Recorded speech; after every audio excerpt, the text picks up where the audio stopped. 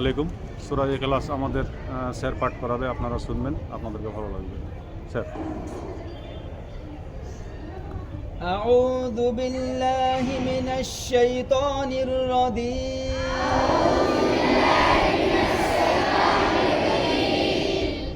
بسم الله الرحمن الرحيم قل هو الله أحد الله الصمد لم يلد ولم يولد ولم يكن له كفوا أحد